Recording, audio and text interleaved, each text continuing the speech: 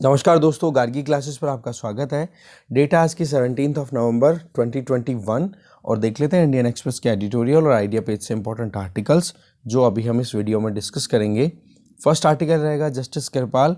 इसमें हम जानेंगे फर्स्ट हाई कोर्ट के जज जो कि गे हैं, उनका अपॉइंटमेंट को लेकर के जो रिकमेंडेशन दी है सुप्रीम कोर्ट के कॉलेजियम ने, उससे रिलेटेड है। दूसरा आर्टिकल जो हम डिस्कस करेंगे इस पेज से वो रहेगा ग्रीनर एंड ब्राइटर, कि अभी हमने COP26 में हमारे कमिटमेंट्स जो फाइनलाइज किए हैं उनको हम कैसे अचीव कर सकते हैं, कैसे हम कोऑर्डिनेट कर सकते हैं सारी जितनी भी एजेंसीज हैं और जितने भी टारगेट्स हैं उनके बीच में। तो इस आर्टिकल को सबसे लास्ट में देखेंगे। इसके आगे आइडिया पेज पे हम जो आर्टिकल देखेंगे वो रहेगा ट्रांसफ़र एंड ट्रांसपेरेंसी, कि हाई कोर्ट के जजेस का जो ट्रांसफ़र होता है उसमें ओपेसिटी बहुत है, क्लैरिटी नहीं है, ट्रांसपेरेंसी नहीं है, जिसकी वजह से जज को खुद को नहीं पता पड़ता कि किस एक्ट की वजह से उनको बैनिश किया जाता है। बैनिशमेंट का मतलब होता है एक तरीके से निर्वासित करना, कि भाई आप किसी एक्ट की वजह से किसी को एक जगह से दूसरी जगह भेज दो। एक ये आर्टिकल है द साइलेंस ऑन सेक्सुअलिटी, कि हमारी सोसाइटी में एक कह सकते हैं ना कि बच्चों से बातचीत करना सेक्सुअलिटी से रिलेटेड, तो उसकी वजह से एक अवेयरनेस नहीं आ पाती है, इग्नोरेंस रहती है, और वही कहीं ना कहीं एक कहते हैं ना कि फर्टाइल ग्राउंड क्रिएट कर देती है सेक्सुअल रिलेटेड ऑफेंसेस से संबंधित। ठीक है, तो उस पॉइंट ऑफ व्यू से इस आर्टिकल का जिस्ट लेंगे। तो चलिए स्टार्ट करते हैं डिटेल में डिस्कशन को। फर्स्ट जो आर्टिकल है दैट इज जस्टिस कृपाल। अभी क्या है, ई पेपर आया नहीं था तो वो एप्लीकेशन से पिक किया है। एप्लीकेशन में एकदम छोटे फॉन्ट्स थे, अब हम सीधा वेबसाइट से पढ़ रहे हैं। ठीक है, तो देखो 4 साल के डिले के बाद में सुप्रीम कोर्ट कॉलेजियम ने, ठीक है, अब फाइनली रिकमेंड कर दिया है एडवोकेट सौरभ कृपाल को कि अब उनको दिल्ली हाई कोर्ट के जज के तौर पे अपॉइंट कर देना चाहिए। ये जो रिकमेंडेशन दी जाती है ये कॉलेजियम सिस्टम के द्वारा दी जाती है, जिसको हेड करते हैं सुप्रीम कोर्ट के कॉलेजियम सिस्टम के द्वारा। इसको चेयर करते हैं चीफ जस्टिस ऑफ इंडिया जो कि अभी करंटली है एनवी रमन्ना जी, और साथ में 4 सीनियर मोस्ट जजेज होते हैं सुप्रीम कोर्ट के। तो ऐसे में अब अगर गवर्नमेंट कोई आनाकानी ना करे तो देखो इनका अपॉइंटमेंट होना पक्का है, जो कि आप कह सकते हो कि इंडिया में ये फर्स्ट ओपनली गे जज होंगे। दैट मीन्स जिनका एकदम पब्लिक डोमेन में क्लियर है कि हाँ ये गे हैं। गे का मतलब हो गया कि ये होमोसेक्सुअलिटी को फॉलो करता है। तो इस तरीके से इनका अपॉइंटमेंट होने का रास्ता अपनी तरफ से क्लियर है। इसके पहले भी 4 साल की अगर बात करें तो कॉलेजियम जो है इनके कैंडिडेचर पे जब भी कोई डिसीजन लेना होता था तो उसमें कई बार डिक्लाइन देखने को मिला, क्योंकि वहाँ पर गवर्नमेंट की जो भी रूल्स थे, रेगुलेशंस थे, या फिर जो भी नॉर्म्स गवर्नमेंट ने पुट कर रखे थे, उसकी वजह से डिसीजन इतना क्विक नहीं हो पाया। पर आप देख सकते हो कि जुडिशरी ने जिस तरीके से अपना एक लैंडमार्क जजमेंट दिया था, सुप्रीम कोर्ट का 2018 का लैंडमार्क जजमेंट, जिसमें ये था कि अगर कोई भी consensual sex same sex relationship रखता है, ठीक है, होमोसेक्सुअलिटी में अगर विश्वास रखता है, उसी में अगर वो कंटिन्यू करना चाहता है, तो उसको सुप्रीम कोर्ट ने डीक्रिमिनलाइज कर दिया था कि अब उसको क्रिमिनल एक्टिविटी या कोई ऑफेंस कंसिडर नहीं किया जाएगा। तो ऐसे में इंडिया में जो सेक्सुअल माइनॉरिटीज़ है, जो LGBT कम्युनिटी के जो लोग हैं, वो नंबर्स में बहुत कम है, माइनॉरिटीज़ में, तो उनके खिलाफ में जो भी भेदभाव का जो माहौल बनता है उसको ख़त्म करना बहुत ज़्यादा ज़रूरी है। तो ये जो सिचुएशन है जिसमें कि अगर कोई भी होमोसेक्सुअलिटी को प्रमोट करता है या फिर फॉलो करता है तो ये और उनको पनिश कर दिया जाए, तो ऐसे में ये कॉलोनियल एरा लॉ था जिसको फिर सुप्रीम कोर्ट ने रिवर्स किया था। जबकि कॉलोनियल पीरियड के टाइम पे हमारे ऊपर रूल कर रहे थे ब्रिटिश, और ब्रिटिशर्स ने ही बहुत टाइम पहले इस तरीके के कानूनों को अपने यहाँ पर मतलब ब्रिटेन में चेंज कर दिया था, पर हम बहुत डिले कर चुके हैं। तो ऐसे में जो कृपाल अभी अब कह सकते हैं जस्टिस कृपाल जो बनने वाले हैं, जस्टिस एडवोकेट कृपाल जो है वो जस्टिस कृपाल बनने वाले हैं, तो उनका नाम को जो एंडोर्समेंट मिलना था उसके पीछे बहुत सारी बातें थीं, जिसमें एक तो ये कि देखो सीधी सी बात है, उनकी पर्सनल लाइफ का जो है डिसीजन उसको आप पब्लिक डोमेन में कैसे ला सकते हो, ठीक है। और दूसरा, अगर इस तरीके से क्वीर लाइफ इस मतलब होमोसेक्सुअल जो होते हैं है ना, तो क्वीर भी बोला जाता है उनको, तो LGBTQ वर्ड जो क्वीर है वो इसीलिए आ रहा है, ठीक है। तो इस तरीके से ये रिग्रेसिव एरा का जो एक माहौल है या फिर जो टेंडेंसी है उसको चेंज करना बहुत ज़्यादा ज़रूरी है और उसी चीज़ के ऊपर काम किया जा रहा है।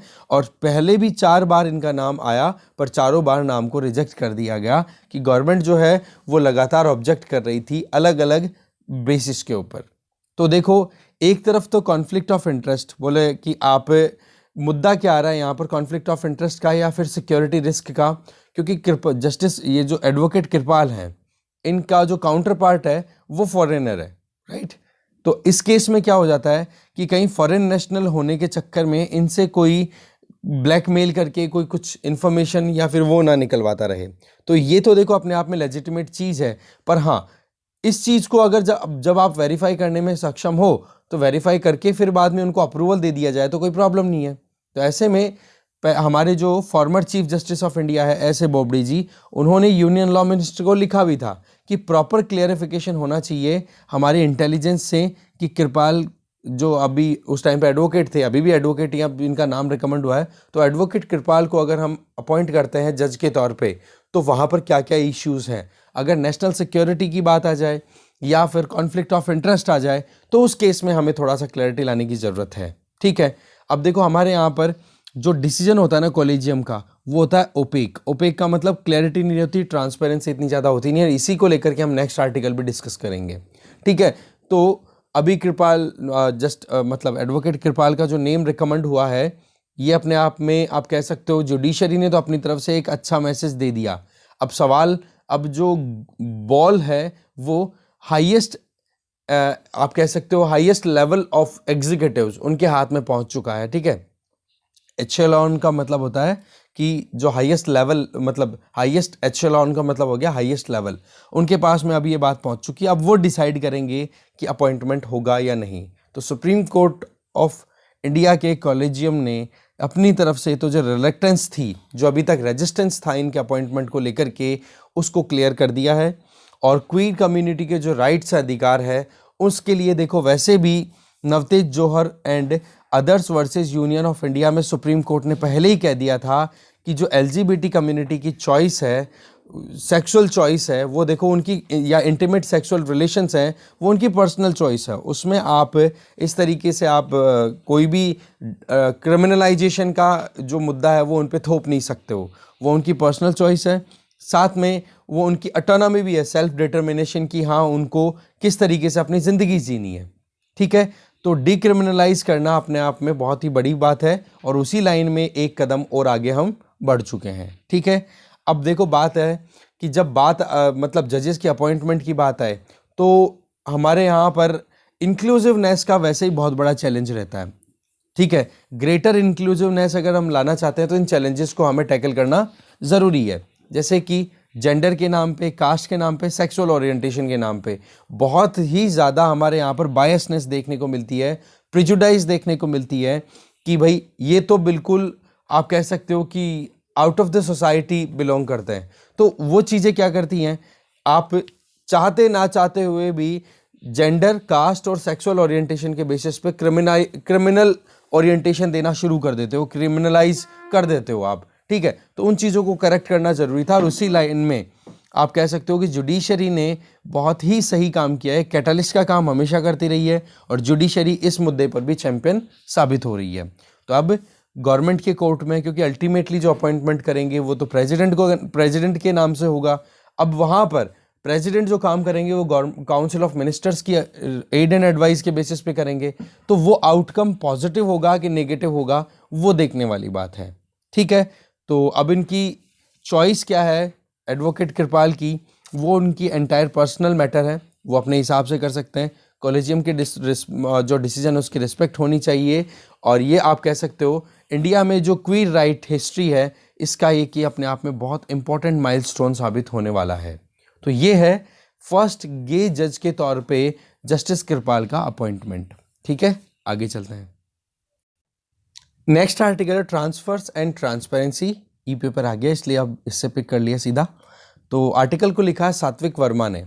देखो इस आर्टिकल में बता रहे हैं कि जब हम एक कॉमन मैन की बात करें तो इसका मतलब क्या होता है। कॉमन मैन का मतलब कंज्यूमर ऑफ जस्टिस, जिसको न्याय की आवश्यकता होती है हर एक फेवर में। तो सवाल ये आ जाता है कि जब जजेस का ट्रांसफ़र किया जाता है तो उसके पीछे क्या सोच रखी जाती है कॉलेजियम सिस्टम के द्वारा, क्या सोच रखी जाती है एग्जीक्यूटिव्स के द्वारा।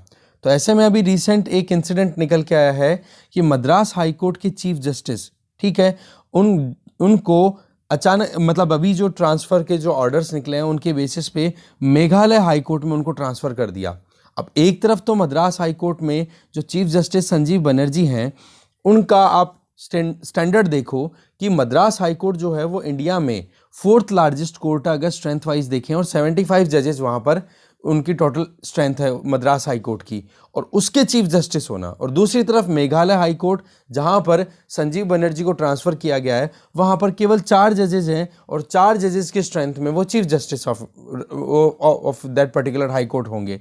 तो इस केस में क्या आ रहा है कि ये मुद्दा क्या हमें कोई बैनिशमेंट का नहीं लग रहा कि किसी भी जज को आप पनिश करने के लिए एक अच्छे खासे स्ट्रेंथ के कोर्ट से उठा करके एक छोटे कोर्ट में कर देते हो। वैसे तो इसमें नो डाउट कि सारे जितने भी कोर्ट्स हैं हमारे यहाँ पर उनका स्टेटस इक्वल है और उनमें जजेस का जो पूरी पावर है, प्रिविलेजेस हैं, वो भी सेम रहती है। पर सवाल ये है कि आप स्ट्रेंथ वाइज देखो या फिर आप ज्यूरिसडिक्शन वाइज देखो तो उसमें कहीं ना कहीं प्रॉब्लम एक आ जाती है सवाल कि आप एक अच्छे का मतलब एक बड़े हाई कोर्ट से उठा करके स्ट्रेंथ वाइज और छोटे हाई कोर्ट में जहाँ पर स्ट्रेंथ कम है वहाँ पर किसी का ट्रांसफ़र कर रहे हो तो इसका मतलब आप किसी ना किसी को कोई ना कोई तरीके से पनिश करने की कोशिश कर रहे हो। तो जस्टिस बनर्जी का जो ट्रांसफ़र है इसी चीज़ में कुछ क्लैरिटी नहीं है, क्योंकि देखो बात ऐसी है कि हमारे यहाँ पर जो अपॉइंटमेंट्स होते हैं या ट्रांसफ़र्स होते हैं ना जब भी हाई कोर्ट में जजेस के, तो उसमें जो सबसे इंपॉर्टेंट रोल प्ले करता है वो है सुप्रीम कोर्ट की कॉलेजियम सिस्टम में आपको पता है एक chief justice of India plus 4 senior most जजेस ऑफ द सुप्रीम कोर्ट, ठीक है। तो ऐसे में ये कोई जस्टिस बनर्जी का ही केस नहीं है, इसके अलावा और भी बहुत सारे केसेस हैं जैसे अकील कुरैशी हो गए, एस मुरलीधर हो गए, इसी तरीके सुरेश कैत हो गए, राजीव सखदर हो गए, या फिर और भी दूसरे जजेस जैसे जयंत पटेल, जस्टिस वीके ताहिल रमानी, ऐसे भी हैं।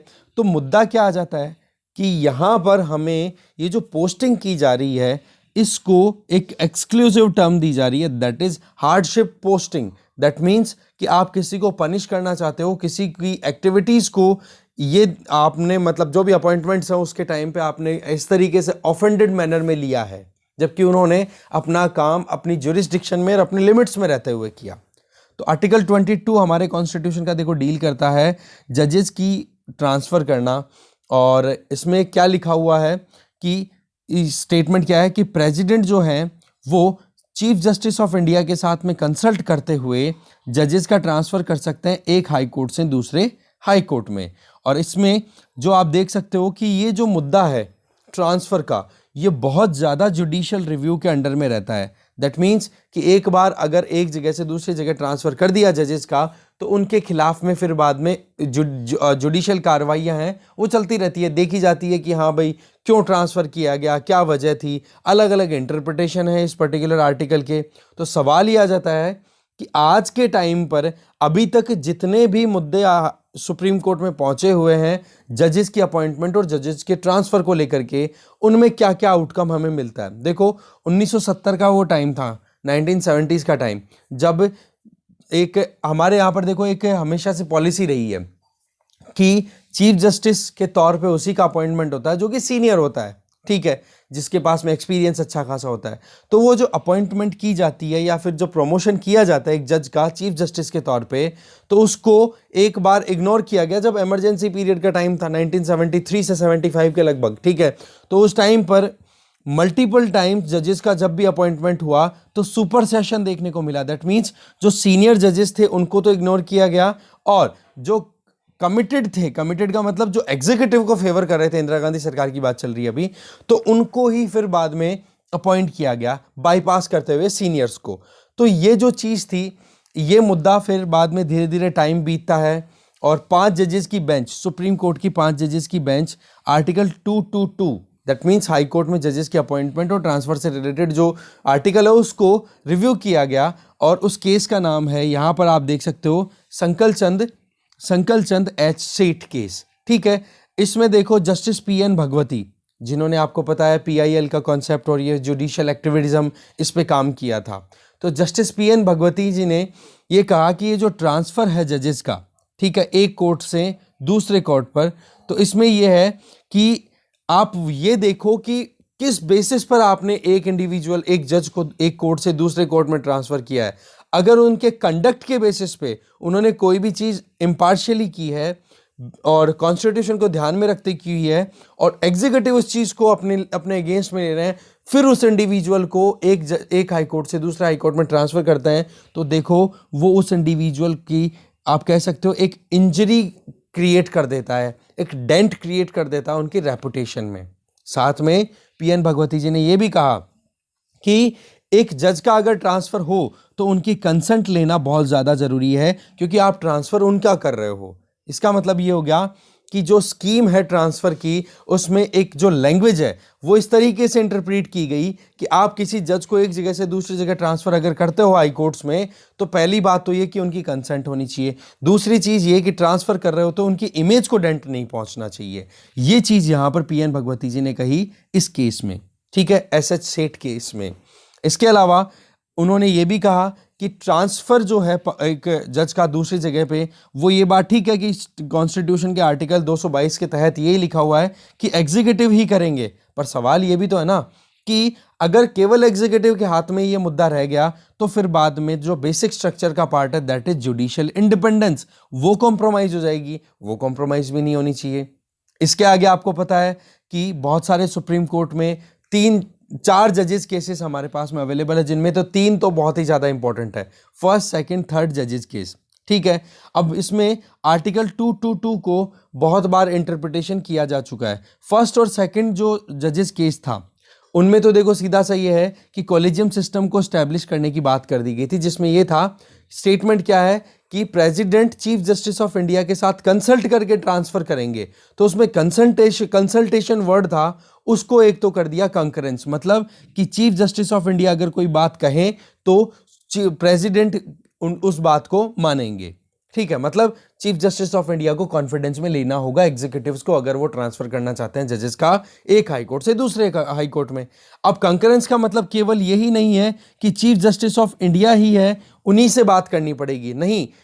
ये जो सेकंड जजेस केस आ गया था, उसमें क्लियर ये बात निकल के आ गई थी कि जी 2 सीनियर मोस्ट जजेस के साथ में डिस्कशन करेंगे chief justice of India supreme court के, और फिर उसके बाद में प्रेसिडेंट को रिकमेंड करेंगे, और प्रेसिडेंट जो है वो फिर बाद में इस कोलेजियम, जिसमें एक चीफ जस्टिस और 2 जजेस, 3 के बाद में बातचीत करके और फिर बाद में ट्रांसफर ऑर्डर्स डिक्लेयर करेंगे।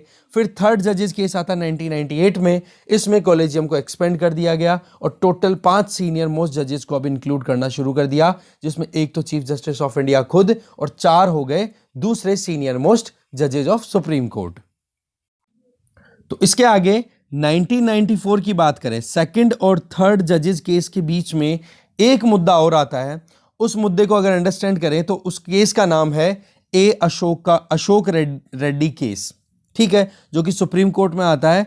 उसमें डील यही था, क्वेश्चन यही था कि भाई जजेस का जो ट्रांसफर है हाई कोर्ट्स के बीच में, उसको कैसे करना चाहिए, क्योंकि ये देखो बोन ऑफ कंटेंशन हमेशा से रही है कि जजेस का ट्रांसफर जो है वो बहुत ही ज़्यादा, कई बार तो ऐसा होता है कि आर्बिट्रेरीनेस के बेसिस पर डिसीजन लिए जाते हैं एग्जीक्यूटिव्स के द्वारा। इसका मतलब क्या हो गया कि जुडिशियरी की जो ऑटोनॉमी है या फिर जो पावर सेपरेशन का सिस्टम है, वो बहुत बार इरोड होता हुआ देखने को मिला है जब भी इन हाई कोर्ट्स में जजेस की ट्रांसफर का मुद्दा आता है, ठीक है। तो 3 जजेस की बेंच जो कि के अशोक रेड्डी केस में सुनवाई कर रही थी, जो कि सेकंड जजेस केस जो आया था 1992 में, ठीक है, उस केस में 1992-93 लगभग, है ना, तो आप देख लेना, एक बार कंफर्म कर लेना। तो 9 जजेस की जो बेंच थी, है ना, तो उसमें आप देखोगे उसमें ये 3 जजेस भी अवेलेबल थे जो इस के अशोक रेड्डी वाले केस को सुन रहे थे।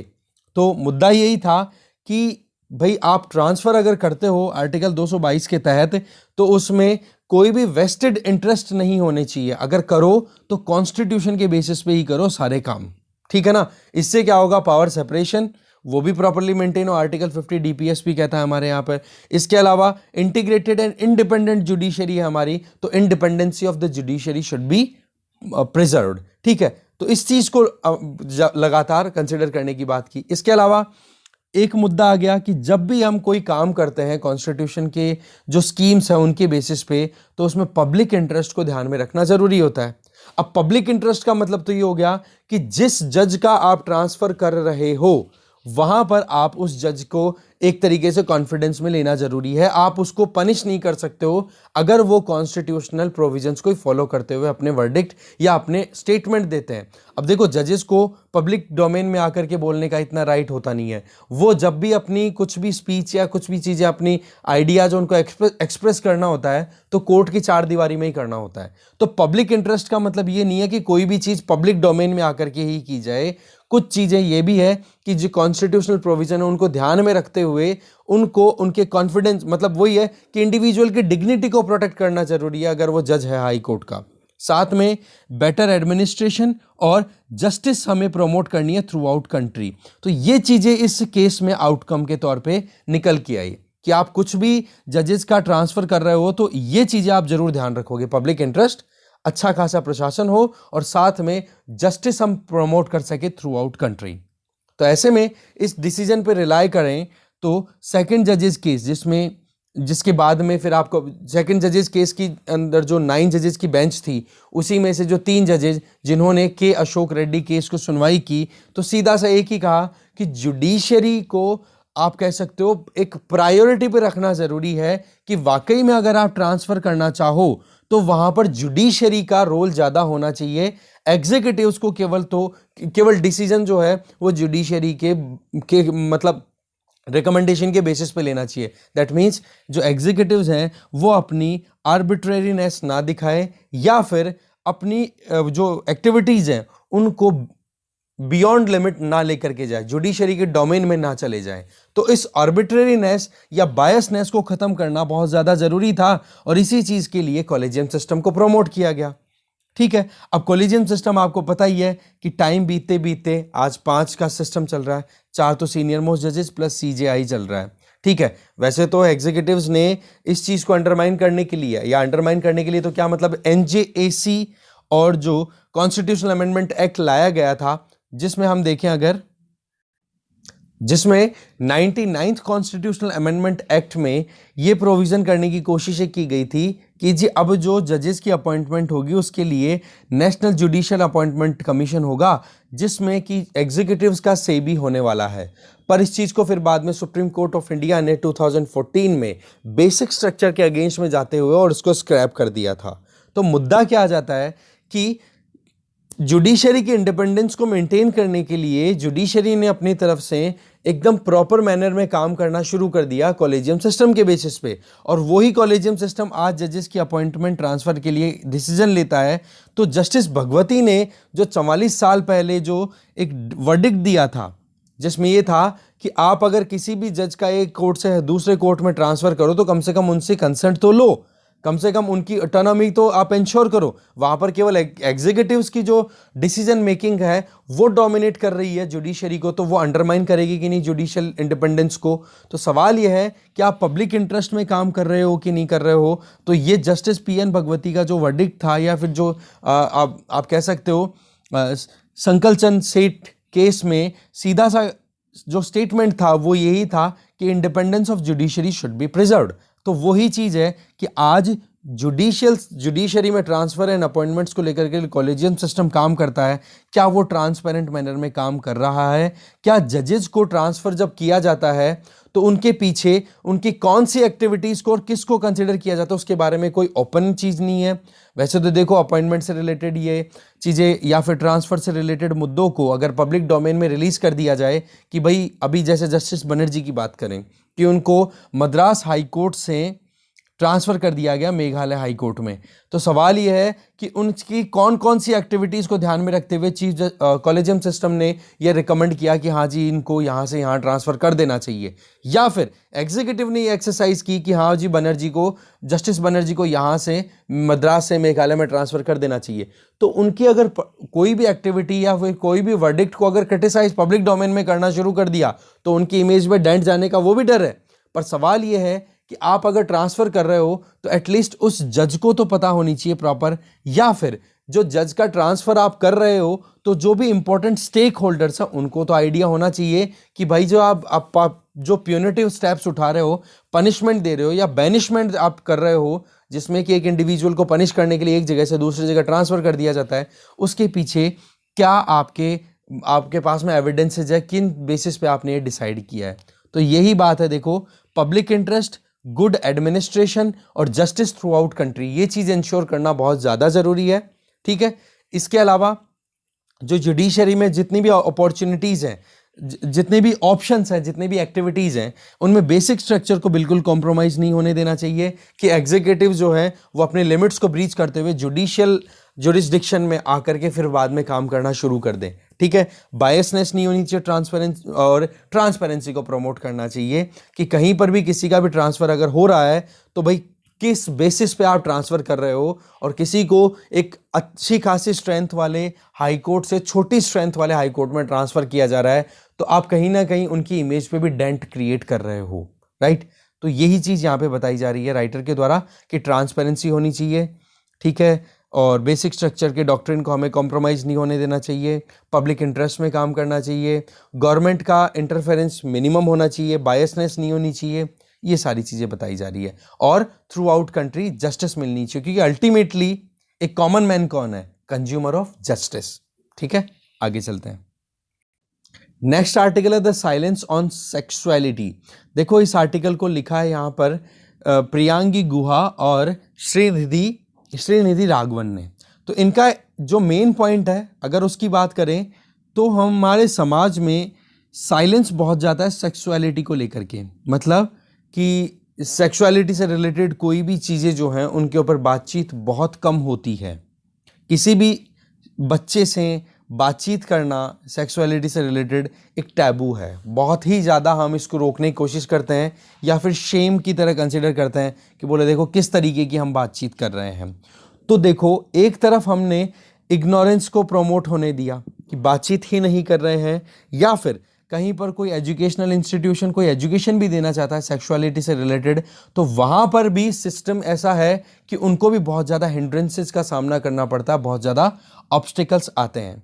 तो बात यह है कि एक इंडिविजुअल को सही या गलत का डिसीजन लेने के लिए सबसे इंपॉर्टेंट चीज़ आ जाती है कि उनके पास में अवेयरनेस है कि नहीं, वो जागरूक है कि नहीं। अगर जागरूकता नहीं होगी, अवेयरनेस नहीं होगी, तो फिर वो वेल इन्फॉर्म्ड डिसीजन नहीं ले पाएंगे।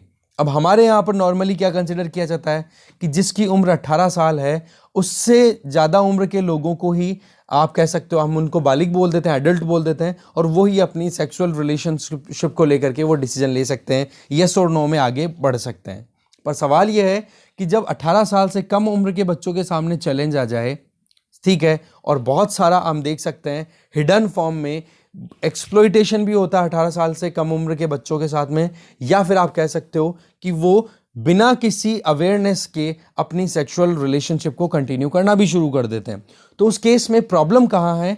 एजुकेशन सिस्टम में जो सेक्सुअलिटी से रिलेटेड जो बातचीत है, समाज में जो हमारे यहाँ पर जो इंटरेक्शन होना चाहिए एक पर्सनल बिहेवियर को लेते हुए, वो बहुत कम है। उसको हमें करेक्ट करने की ज़रूरत है। नहीं तो होता क्या है, अवेयरनेस नहीं होगी, इग्नोरेंस पलेगी। इग्नोरेंस की वजह से आपको पता ही है कि एक बच्चे को यही नहीं पता होगा कि क्या सही है क्या गलत है, तो उसके खिलाफ में क्राइम्स हैं वो भी बढ़ते चले जाएंगे। या फिर कोई इंडिविजुअल, कोई छोटा बच्चा, कोई 18 साल से कम उम्र का बच्चा या फिर जो एडल्ट नहीं है अभी, उसने अगर कोई सेक्सुअल एक्टिविटी कंडक्ट कर दी तो फिर उसको आप पनिश कर दोगे। जबकि आप अगर physical situation point of view से देखें तो हमें कुछ ना कुछ चेंजेस लाने की ज़रूरत है, एनवायरनमेंट थोड़ा सा कंड्यूसिव बनाने की ज़रूरत है। तो एक तो चीज़ ये बताई जा रही है। इसके अलावा अगर हम देखें, पोक्सो एक्ट हमारे यहाँ पर 2012 में आ गया था, जिसका फुल फॉर्म हो गया the protection of children from sexual offence act 2012। इसमें सिंपल सी बात है कि 18 साल से कम उम्र के बच्चे जो हैं, कम उम्र के जो भी इंडिविजुअल्स हैं, वो अपनी कंसेंट नहीं दे सकते। सिंपल सी बात है कि अगर सेक्सुअल रिलेशनशिप किसी को स्टैब्लिश करनी है तो वहां पर अगर एक इंडिविजुअल जिसको हम चिल्ड्रन कंसिडर कर रहे हैं, एक चाइल्ड है, उसके पास में ये राइट ही नहीं है कि वो यस करेगा कि नो करेगा। तो इस तरीके की ये जो एक्ट हमारे पास में अवेलेबल है, जो कि हम प्रोटेक्शन देना चाह रहे हैं बच्चों को कि उनके अगेंस्ट में कोई सेक्सुअल हरेसमेंट ना हो, तो उसको प्रोटेक्शन के लिए हमें उनको अवेयर तो करना ही पड़ेगा, क्योंकि हमारे यहाँ पर नॉर्मली क्या देखा जाता है, बच्चों से संबंधित जो कोई भी डिसीजन है वो उनके गार्जियंस लेते हैं, माता पिता हो सकते हैं, जो केयर टेकर्स है वो लेते हैं, चाहे वो स्कूल हो, चाहे घर हो, चाहे रिलेशनशिप हो, चाहे कुछ भी हो, कि हाँ भाई बच्चे ये करेंगे, ये नहीं करेंगे। फिर बात आ जाती है कि एक बच्चे को अपनी सेक्सुअल रिलेशनशिप में आगे बढ़ना है या रुकना है, तो उसके लिए अगर उसके पास में डिसीजन मेकिंग पावर ही नहीं है, तो फिर वो अगर हाँ या फिर ना कुछ भी कहने में अगर सक्षम नहीं है, तो उनके खिलाफ में फिर बाद में सेक्सुअल अब्यूज, सेक्सुअल क्राइम्स बढ़ते चले जाते हैं। और यही चीज यहां पे बताई जा रही है कि पोक्सो एक्ट को आए लगभग 9 साल हो गए, 2012 में आ गया था।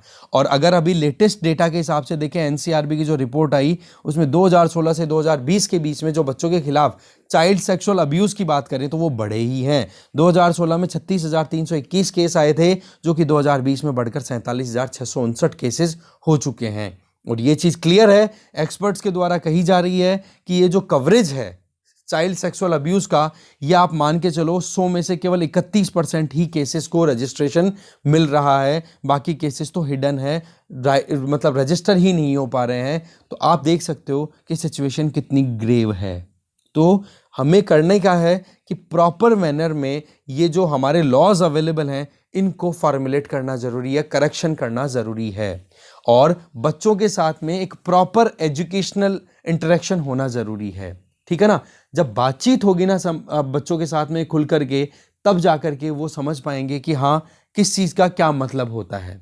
ठीक है, आज इंटरनेट का जमाना है, इंटरनेट के ज़माने में आज तो बहुत ज़्यादा एक्सेसिबिलिटीज़ बढ़ चुकी हैं कि कोई भी चीज़ तरीके से कोई भी इंफॉर्मेशन एक्सेस करना चाहे सेक्सुअलिटी से रिलेटेड, तो वो आराम से अवेलेबल है। पर सवाल ये आ जाता है कि वहाँ पर भी सही दिशा में बच्चा जा रहा है या नहीं। ठीक है, कई बार इंटरनेट पे भी आप देख सकते हो कितना ज़्यादा एक्सप्लॉइटेशन होता है बच्चों का। ठीक है, वो चीज़ हमें करेक्ट करनी ज़रूरी हो जाती है। ठीक है, तो एडल्ट हैं वो भी कहीं ना कहीं अपने डिसीजन लेने में कंफर्टेबल फील नहीं करते हैं, बातचीत खुल के नहीं कर पाते हैं। उसके पीछे वजह क्या है? एक प्रॉपर इंटरेक्शन ना होना। तो हमें सोसाइटी में जो भी अवेयरनेस की कमी है वो ठीक करनी जरूरी है, और प्रोटेक्शन अगर देनी है तो इग्नोरेंस को हमें रिमूव करना होगा। ठीक है ना, और चॉइस देनी होगी बच्चों को कि भाई उनके लिए क्या फेवरेबल है, क्या सही है, क्या गलत है, पर उनके लिए पहले उनसे बातचीत तो करो, ये चीज बताई जा रही है। फिर बहुत सारे स्कूल्स हैं, एजुकेशनल इंस्टीट्यूशंस हैं जो कि सेक्सुअल एजुकेशन से रिलेटेड सेशंस कंडक्ट कराने की कोशिश भी करते हैं, पर उनको खुद को बहुत ज़्यादा प्रॉब्लम होती है, बहुत ज़्यादा हेजिटेशन होती है। ठीक है, फिर वही चीज़ है कि अगर इस तरीके से टैबू बना रहेगा समाज में तो मुश्किलें तो बनी रहेंगी। तो पहले तो लॉज, और दूसरे बाद में समाज में, और एजुकेशन जो है वो थोड़ी सी इंटरेक्टिव होनी चाहिए। ठीक है, तब जा कर के ये जो एक बहुत बड़ा मेनेस है चाइल्ड सेक्सुअल अब्यूज, उसको हम रोक पाएंगे। ठीक है ना, तो एज अप्रोप्रिएट सॉल्यूशंस निकालने जरूरी हैं। ठीक है, और डिसीजन मेकिंग कैपेबिलिटीज हमें डेवलप करने की जरूरत है बच्चों में भी, और बच्चों में अगर होगी तो फिर वह आने वाले टाइम के एडल्ट्स हैं तो उनको प्रॉब्लम फिर आगे कम फेस करनी पड़ेगी। ठीक है, तो ये था मुद्दा पूरा कि भाई हमारे पास में जो साइलेंस और इग्नोरेंस का जो लेगेसी है इसको हमें तोड़ने की जरूरत है। क्या हम तैयार हैं इस चीज के लिए? ये एक बड़ा सवाल है। ठीक है, आगे चलते हैं। और आज का लास्ट आर्टिकल है ग्रीनर एंड ब्राइटर। देखो इस आर्टिकल में चीजें वही है, दलजीत सिंह जी के द्वारा लिखा हुआ आर्टिकल है, पर इसमें मुद्दा जो है उस पर हम टू द पॉइंट बात करें तो एक तो ये है कि पेरिस एग्रीमेंट के तहत हमने जो कमिटमेंट लिया उनको हम अचीव करना चाहते हैं, और उसमें सबसे इंपॉर्टेंट रोल है कि हम डीकार्बोनाइज करना चाहते हैं इकोनॉमी को, और साथ में इफेक्टिव और एफिशिएंट पावर जनरेशन सिस्टम को प्रमोट करना चाहते हैं। तो इसके लिए राइटर जो हैं वो बोलना चाह रहे हैं कि 2070 आने में तो अभी 50 साल हैं, 50 साल का तो बहुत लंबा टाइम है, तो इसको हम शॉर्ट पीरियड में डिवाइड कर दें, छोटे छोटे पोर्शंस में, 10-10, 15-15 साल के सेगमेंट्स में 50 साल को डिवाइड कर दें। इसके पीछे वजह क्यों डिवाइड करें? क्योंकि हमें पता है टेक्नोलॉजी तो इवॉल्व होती है, चेंज होती रहती है टाइम के साथ साथ में। तो आज आपका जो प्लान है 50 साल का, वो आज की टेक्नोलॉजी को देख करके फिर डिसाइड करोगे ना कि 2070 आते आते हम कार्बन न्यूट्रल हो जाएंगे, नेट जीरो एमिशन अचीव कर लेंगे। पर सवाल यह है कि तब तक क्या टेक्नोलॉजी बीच में चेंज ही नहीं होगी? क्या चेंज होगी ना? तो इसके लिए हमें ज़रूरत है शॉर्ट टर्म प्लान क्रिएट किए जाएं। जैसे कि यूके ने अपनी तरफ से एक कॉन्सेप्ट तैयार किया है जिसको हम बोल सकते हैं गोल्डीलॉक्स आइडियल। दैट मीन्स कि आप रीजनेबल सिचुएशन को देखते हुए कि हाँ आज की जो हमारी टेक्नोलॉजीज़ हैं वो आने वाले 10 सालों के लिए एलिजिबल है, 10 सालों के लिए हम आज के टेक्नोलॉजी बेसिस पे प्लान करें। फिर उसके बाद में जो टारगेट है, लॉन्ग टर्म टारगेट है, उसको ध्यान में रख करके 2030 तक का प्लान है आपके पास में। फिर 2031 से 40 तक का आपके पास में प्लान होना चाहिए, 2031 में अवेलेबल जो भी टेक्नोलॉजी हो उसके बेसिस पे। इसी तरीके से टेक्नोलॉजी, टाइम, सिचुएशन, इनके हिसाब से हमें शॉर्टर पीरियड के प्लान बनाते जाएं और लॉन्गर टारगेट जो है हमारा 2070 तक नेट जीरो एमिशन को अचीव करना, वो फिर अचीव हो सके।